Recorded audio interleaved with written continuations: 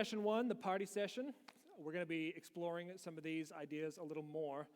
I think there's handouts for the note takers and stuff, and there should be pens around the place as well. If you're in the front row, they're probably in the back of your seats. If you're in any other row, they're in the front of the seat in front of you.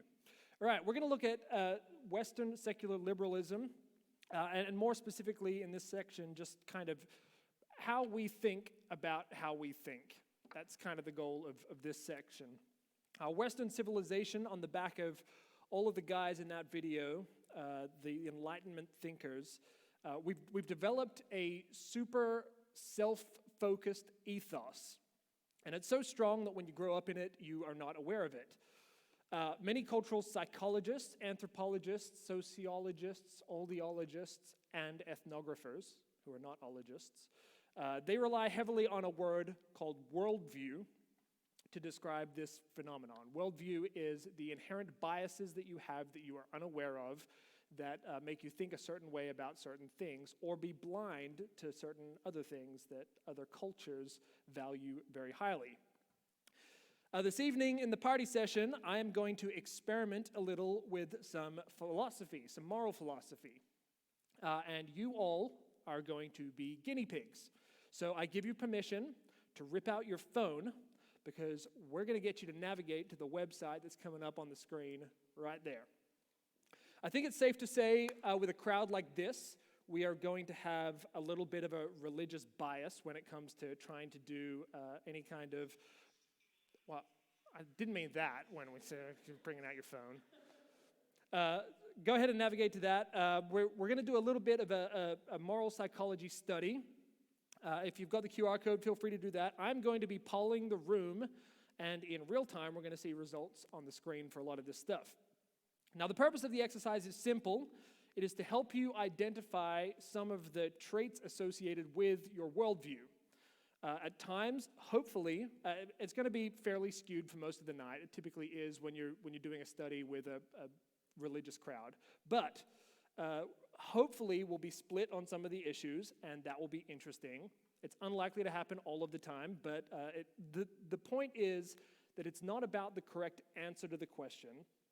Oftentimes, it's about the thought process that you use in order to answer the question. That's what we're going to be thinking most about tonight. And because we all kind of tend to think similarly in the West, we can still come to different conclusions, even with the same thought process. And that's pretty evident all around us. The culture wars are raging as much now as they ever have. Social justice, abortion, transgenderism, gay rights, institutional racism, these are all ways that currently people think the same way about, but land in different places. Similar battles have been fought in the past. We've seen battles over feminism, civil rights. Not too long ago, it was all about affirmative action and where people fell on the scale of how affirmative action should be applied. Society gets split on issues, but like the Enlightenment thinkers tell us, it has been a long time since anyone came to the conclusion or the thought process of, well, this is a difficult issue. Let's see what the Queen tells us to do about it. Because we don't think about that. We don't think like that anymore. Society has progressed. We do things differently now. It's been a long time since we've thought, well, that whole people group is giving us a hard time. Let's just kill them all so we don't have to deal with them anymore. Society has moved on, and us with it. And as a result of that, we can get to think about why we think about it in a different way now than they thought about it 1,000 years ago.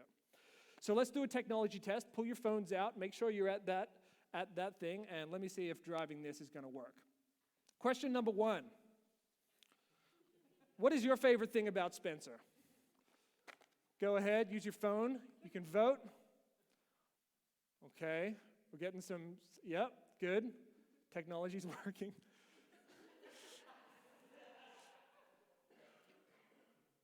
All right, well, Spencer, we've got some feedback. It seems that everyone likes your clear, well, is he even in the room?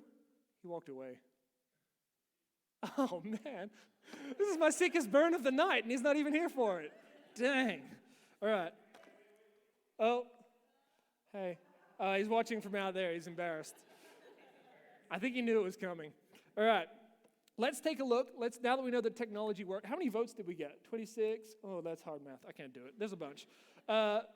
We've got enough people voting. 46, good. I think there's more than that here, but that means there's some people not voting. You can vote together, that's fine. All right, let's look at a moral quandary.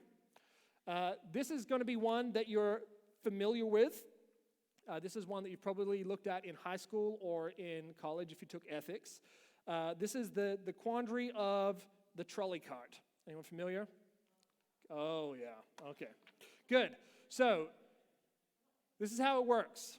You are the driver of a trolley cart. A trolley cart is essentially a train, but not as much baggage. You're on a train, you're the driver, and you're on a track and you're going straight ahead, and you see up ahead there are 5 workers on the railway. You are going to hit the 5 workers, and they are all going to die. You don't get to debate this. They're all dead on the tracks ahead of you. But you have an option. There is a second path that goes that way, and you need to actively pull a lever to change the scenario so that you go in a different direction. And if you choose to go that way, well, we know there's only one worker on the road, on the train tracks in that direction. So you're the driver, and you get to choose, do I do nothing and take out 5 people, or do I pull the lever and take out 1? Question 2, do you divert the trolley cart so that it kills 1 worker instead of 5? Yes is kill 1 and save 5, and no is do nothing and 5 die. All right, good. There's 2 people who dissent, but 3.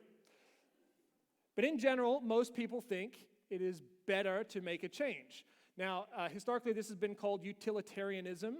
Utilitarianism is the big fancy word to say that there is utility in having more people around who survived to help out in society. And so, in general, utilitarianism prioritizes more people. The greatest good for the most number of people is how they would describe utilitarianism. But I want to change the scenario. In this second scenario, you are still the driver of the same trolley cart. And you are still faced with a choice. Do I let it go straight forward and kill 5, or do I divert it and kill 1? But this time, that 1 person is a family member. It is your spouse, your child, somebody you love, not a family member you'd rather get rid of. This is someone that you actually like, and you have to choose. Do you divert the trolley cart so that it kills a family member instead of 5 workers? Yes says kill the 1 and save the 5, and no says do nothing, 5 die. Okay, cool. We have a few utilitarians who are sticking to their guns, but in general, a lot of people change sides on this answer. Suddenly, utilitarianism breaks down. Loyalty seems to play a bit of a part in this scenario. Let's change the criteria again. But instead, this time, there is no alternative path. There is only one path, and you are no longer the driver. You are a bystander. You're an observer. You're standing on the side, and you're watching this train, and you know it's going to kill those 5 people. But you notice to the side over here an enormous man, a very, very fat man. And you think to yourself, man, those 5 people are in a bad way. I could just push this guy. And if I do, he's going to stop the train, he's going to die, but the 5 people are going to live. All right? So you have a choice. Should you push the fat man into the tracks and save 5 workers? Yes means that you kill the fat man and the 5 survive, and no means you do nothing and 5 people die. Okay, not an even split. We're getting there, pretty close to the right number of people.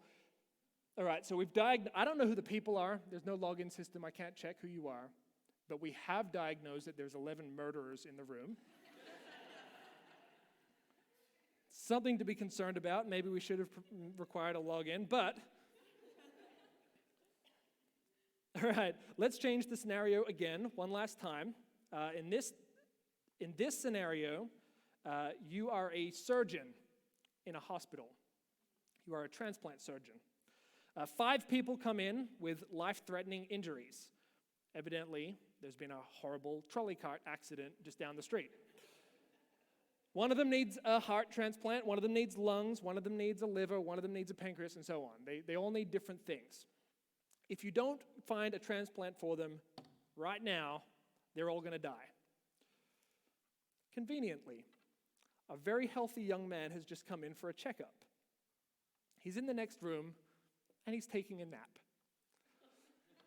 If you choose to, as the surgeon, you could harvest the organs of the healthy man and save the 5 because they have perfect compatibility of all of their organs. So, should you harvest the organs of the sleeping healthy patient in order to save 5 other patients? Where are the utilitarians now, huh? There's only one who's sticking to their guns. Suddenly this is unethical, but the other ones were fine. So what's the difference in these scenarios? In every single one, you're given a choice.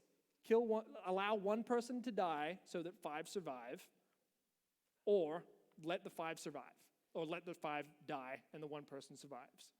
At their essence, all of them are the same, but these changing criteria introduce new things like loyalty, fairness, innocence, murder at some points. And each of these little criteria change the way that we think about the entire outcome of a fairly straightforward scenario. Is it worth letting one person die so that 5 should survive?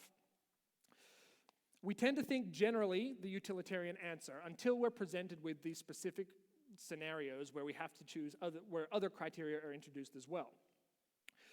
Let's look at a different scenario entirely. Suppose that there is an employer. The employer needs to promote someone because they need a new manager. Simple question. Should the employer be able to promote whoever they want?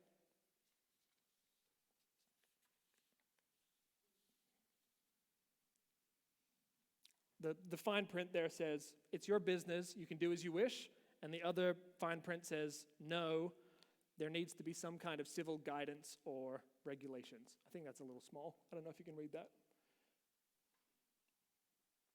All right, we have our first pretty even split. A bunch of folks say that you should not be able to promote someone just however you please, and a bunch of folks say you should be able to. Suppose the same scenario, but there are 2 very equally qualified candidates. One is a man and one is a woman. The question is, should they be able to promote the man? And the same answers. Yes is, it's your business, you should be able to promote whoever you want. And no is, there needs to be rules about this.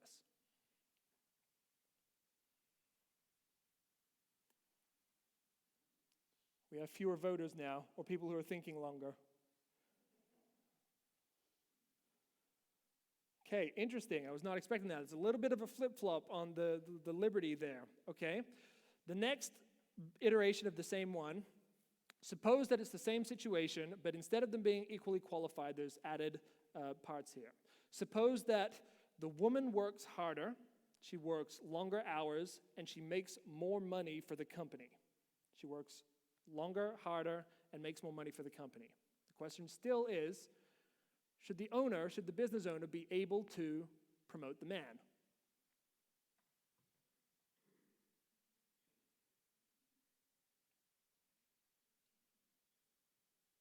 Okay, so suddenly it's skewed back the other direction, so that they should not be able to promote the man, evidently because people think if the woman is more qualified, they should be required to promote her. All right, same scenario. Even though the woman works harder, longer, and makes more money for the company, the man has a master's degree and 10 years of additional experience. Should they be able to promote the man? Yes or no?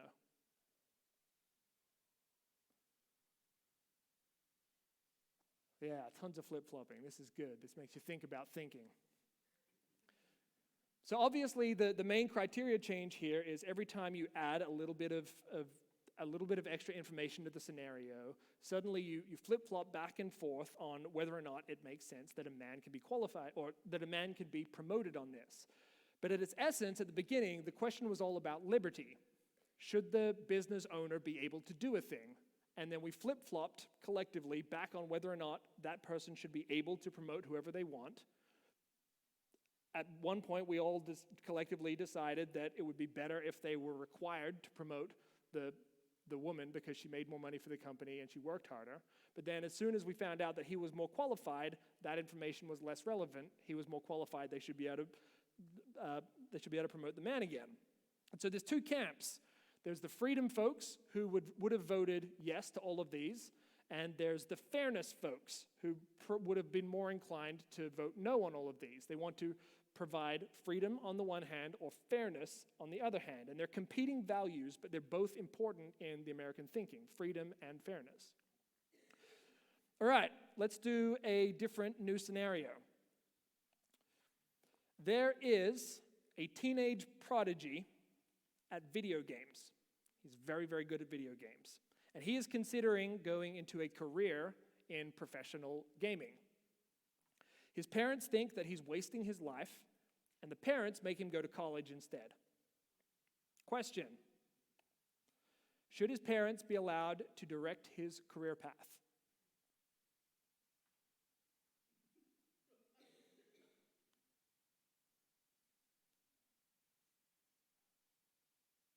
Interesting. See, there's some of these things you can't always call it. I didn't know you all were going to say that, but this is interesting. So almost 3-1 saying no over yes. Maybe almost 4-1. All right. Let's continue this same scenario. The parents have forced him to go to college, and out of spite, he decides that he's going to study poetry in college. His parents, they disagree with this choice, of course, and they tell him that they won't pay a dime unless he picks a real career like medicine or engineering. Is it fair for the parents to withhold their college funding for their child for degrees that they dislike?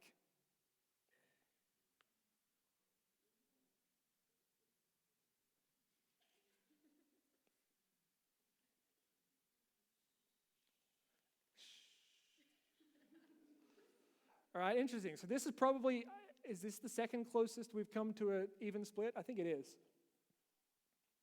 Yeah, interesting. All right, one more scenario. This one's a real one, real life scenario. Suppose that there is a local summer camp for children age 7 through 13.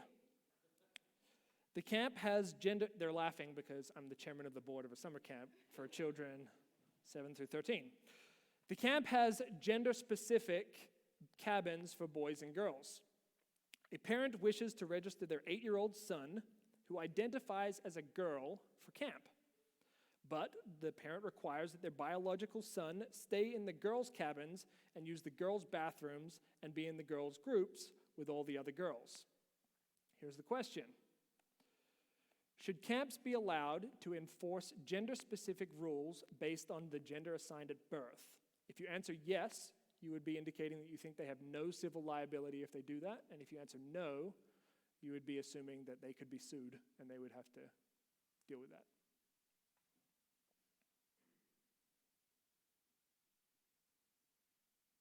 All right, very one-sided. This one I predicted well.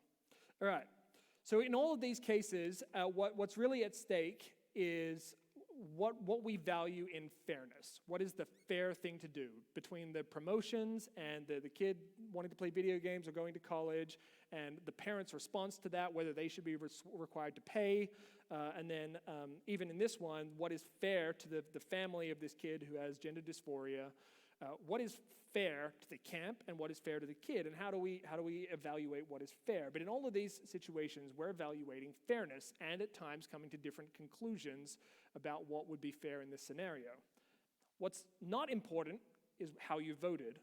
What is important is that you all thought similarly when you were asked the question, and most of you were thinking through the lines of, is it fair? How would I feel if I was treated like this? And that's the lens that we think through culturally. So there are 4 aspects of the American worldview that we're going to talk about a lot tonight. This is really just the intro for all of this. It's going to come up a lot more in Chet and Spencer's stuff as well. There's 4 aspects of American worldview that we're going to talk about. They are not all inclusive, but they are agreeable to us, and they cover a lot of ground. And so we're going to spend some time in these. In general, we have a negative reaction to anything that violates one of these 4 rules, one or more of these 4 rules. But they can be pitted against each other, like we've seen in some of these examples already, when we're comparing fairness to other things like moral values. So, I want to show you, and check and go to the next slide. This is the what did I call it? The moral rules of Western society. Number 1, I should be able to do what I want. That is freedom. That is liberty. Number 2, as long as no one else is harmed. That's victim stuff. Number 3, people should be treated fairly. And number 4, I should be true to myself as an individual. Now that fourth one, this is a little bit newer in society than some of the old ones, and I'm not going to spend as much time there. Spencer's going to talk more about it. But in general, these 4 are the rules that govern how Americans think through, or how Western society thinks through what is good and what is bad, what is right and what is wrong, what is evil and what is good. So I'll give you some examples of how we think through this. Really easy one to start with. I should be able to give my kid an ice cream. Rule number 1, I should be able to do what I want. I want to give my kid an ice cream. I should be able to do that. No one should have a problem with that. But only if the sibling gets one as well, right? It would be unreasonable to I just really want to give one kid an ice cream, the other one doesn't get the ice cream. So suddenly you introduce new criteria, and we need to make sure that we're evaluating all of them in step. So I should be able to do what I want, but as long as no one else is harmed. If the sibling is harmed by my action, then I've got to change what I'm doing. People should be treated fairly. But what if one sibling did their chores and the other didn't? With that added piece of information, now suddenly it's fair again. And because people are being treated fairly, and where there is no victim anymore, they didn't do their chores, they don't get the ice cream, suddenly we're square again, and Americans are fine with this. That makes sense? That's an easy way to step through the process. So I'm going to leave out number 4 because this scenario doesn't really touch it at all. But I'll give you another one. Number 1, I should be able to do what I want. I want to wear women's clothes, and I want you all to start calling me she or her moving forward. Cool. I should be able to do what I want. That's fine. Everyone should be okay with that. No one else is harmed. You're not at any kind of, there's no physical damage happening to you if I now dress as a lady and you have to call me she, her. People should be treated fairly. That is how I want to be called. You get to choose how you're talked about, so I should be able to choose how I'm talked about as well, and I want you to call me she, her, and I want to dress as a lady, and I want you to be okay with that. And no one is harmed, so no harm, no foul. I should be true to myself as an individual. I was born this way. I've always been this way. I'm only just now realizing it, but this is who I am. And it would be damaging to me if you didn't recognize how I am now. This is what it's going to be like from now on. I'm going to dress as a woman, and you're going to call me she, her. Right? Now, I'm probably stretching the comfort level of the room a little bit. You don't want to agree with me in this situation. There's less nodding along with all of the things that I'm saying, but you are at least understanding that this is the way America thinks, and that this is the way society thinks. And if we slam everything into that fourfold test, there's ways to get around it that still make some people quite uncomfortable. That's because this model is not exactly bulletproof. Oh, my computer's going to sleep. The model's not bulletproof. Now, I was recently reading a research, it's a book by Jonathan Haidt. You've probably heard the name a couple times. Chet's been talking about him in sermons lately because he read the same book. He did an extensive study into human sensitivity to disgust. I don't remember what he called it, but it was a particular proclivity towards being disgusted, is the way that he explains it. And he conducts these big social experiments, not entirely dissimilar to this, where people are interacting with the questions, but he has opportunities for follow-up, and he gets people to talk about it and stuff like that. You're going to pull out your phones again, and we're going to go back to the website. Now, I need to give you a content warning. There's not a ton of kids in the room, but Sam, I apologize. This is about to get real gross. This is coming directly from Jonathan Haidt's research. This is an actual question from an actual study, and I don't want to make eye contact with anyone while I read this, so I'm just going to stare at my paper. Imagine a man who goes to the grocery store. He buys a raw chicken that he plans to eat for dinner. He brings the chicken home, and before he cooks it, he has sex with it. After he's done, he cooks the chicken and he eats it for dinner. Question: has he done anything morally wrong? Again, I did not write this question. This comes directly from his research. Okay, we have one or two either holdouts or trolls. Not sure. Yeah.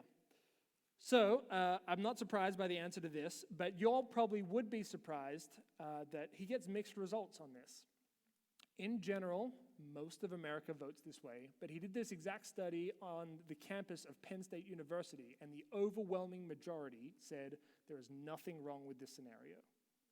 That is the next generation of leaders in the country, right? And so the reason for that, the reason that people are able to justify a situation like that is that we have a set of moral rules. We've already been looking at them. Go back to the moral rules, chat. We have a set of moral rules. And if you want to try to justify an action, all you've got to do is make sure it doesn't violate the rules. And if we want to have sex with a chicken before we eat it, well, there's no victim. Nobody's being harmed. He didn't even waste the food. And so, for a lot of people, that passes the moral code. What's really interesting to me is that he asks a lot of follow-up questions. He actually has even more disgusting examples as well, just so you know. But he asks follow-up questions, and he asks people to try to even regardless of whether they said yes or no, he asks them to try to justify why they said that. And if they said that that's gross, you should not do that, he asks them to justify that. And oftentimes they're unable to explain why they think there's a problem. They're unable to say this is wrong because they just get stumped because they don't have a moral reason for disagreeing with the action. He diagnoses it, he calls it moral dumbfounding. And it's when your instinct jumps you to a conclusion that you cannot back up rationally immediately after. He calls it moral dumbfounding. Now, this example, I don't think it answers a question. I think it raises a question, but it points us to a reality. And the reality is that we need a different and expanded set of rules to explain and define morality. The rules that we've got aren't enough because they can't rule out all of the things. Christians can't get on board with this, with the American worldview only, without additional things and additional caveats on top of that. Now, the purpose of these questions is a little bit to highlight interesting moral psychology. I get really into this. I love the lectures and I love reading the studies. I geek out on this. I enjoy a good moral dilemma. My community group, we come up with a new one every week and we debate the pros and cons and the merits of these. But more importantly, I want you to start thinking about how you think. And not just you, but about how society thinks.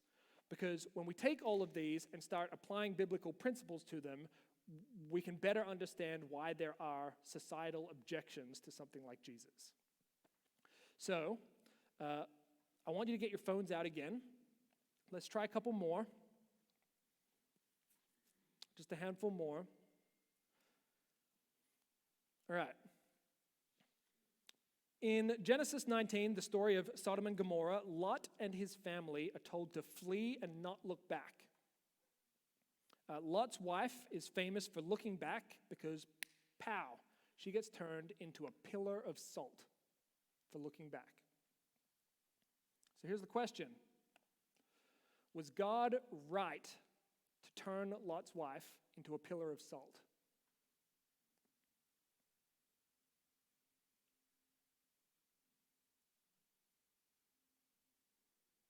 Good. Okay. In the story of Job, God makes a deal with Satan to test Job's godliness. In the process of the test, he allows Satan to kill Job's family and torture Job. Question. Was it okay for God to allow these things to happen to Job?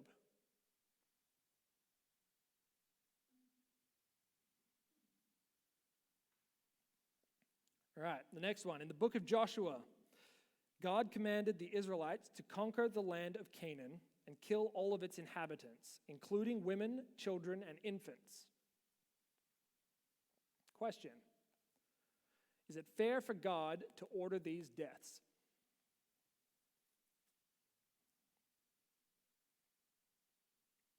So far, so good. All right, last one. This is an example from the New Testament, just so that we don't get, you don't criticize me for only using Old Testament ones. In Acts 4 and 5, the church is just getting started. They're in that initial phase of going around and raising support, and all the new believers have just started sharing in their possessions. Ananias and Sapphira, they sell off some land, and they brought that money to the apostles, and they laid it at their feet. And in the process of doing that, they kept some of the money for themselves, but they sold a piece of property, they brought most of the money to the apostles. And Peter asked them about it, and they get a little squirrely, and in the process of that, they both die. They just get killed because of the interaction with Peter. So the question: is it fair for Ananias and Sapphira? Is it fair that Ananias and Sapphira should die for wanting to keep some of the money for themselves? You're not supposed to know that. Rhoda pointed out that they died because they were being squirrely about it. But the point here is that that's not how society looks at the story or thinks about it. So, with the exception of one, or two, whatever, the answer to all of the Bible questions was yes in every situation. At least that's what Christians should say. But you all know that most of society would not agree. And that's kind of the point. What's also kind of the point is, even if you said yes, you probably know that you said yes because you know that you were supposed to say yes. But it probably annoyed you to have to say yes. And it was probably very uncomfortable to say yes because part of you still thinks according to the American rules. And in all of these situations, it just doesn't feel fair to Westerners.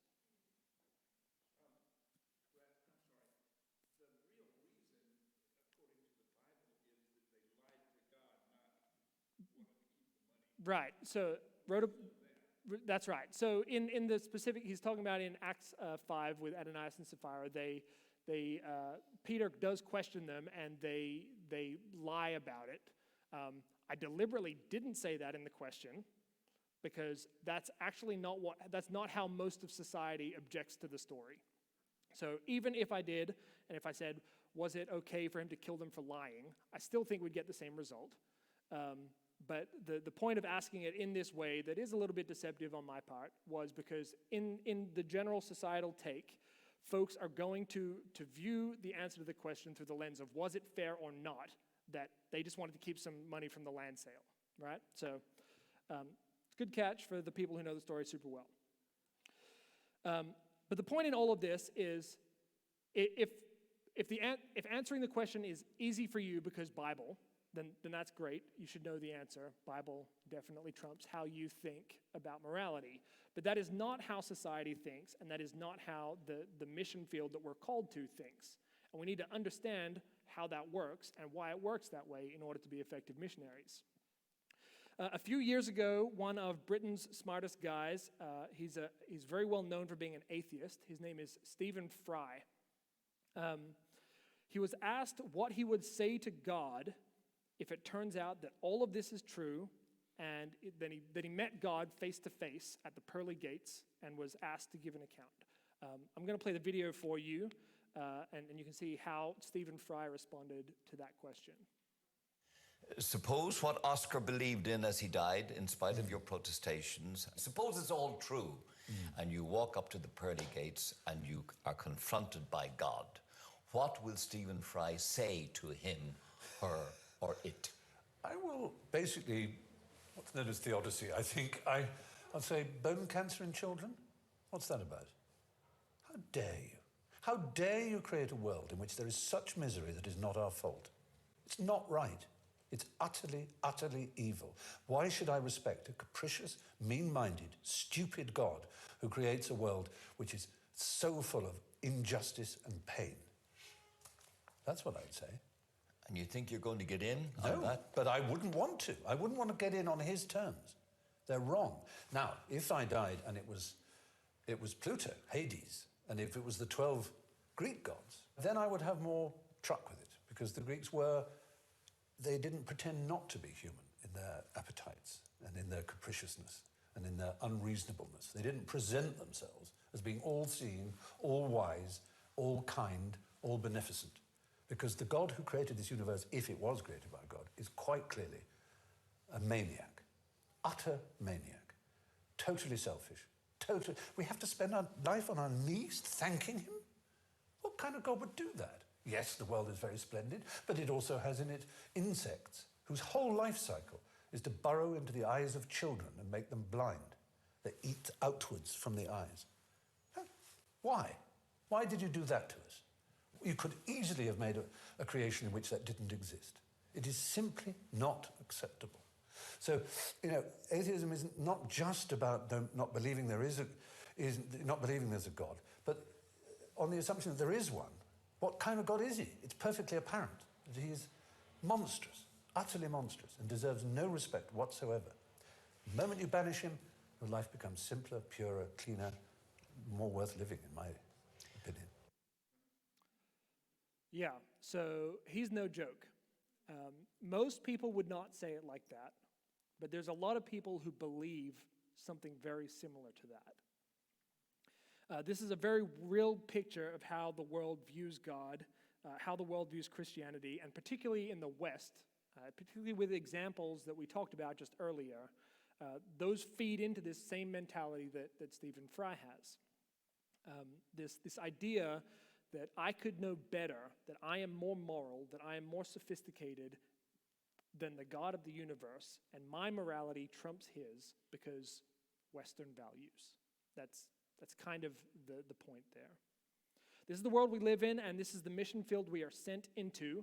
And because of that, and because of this understanding, we need to understand the way that the world thinks and the way that we interact with the world ourselves, our own worldview. And because of that, because that's exactly how the people all around us think, that is our mission field that we're sent to. And we're sent to change their mind on some of this stuff. So that concludes the first session. We're not here to provide answers in the first little bit. My job is to ask a lot of questions and get you thinking about thinking. In the next couple sessions, Spencer's going to talk more about that fourth point that I was saying. I need to be true to myself. And then Chet's going to come back later with all of these alley-oops and start dunking all over the place. But this concludes the first part. We have a 10-minute break, and we'll be back here at 7:32.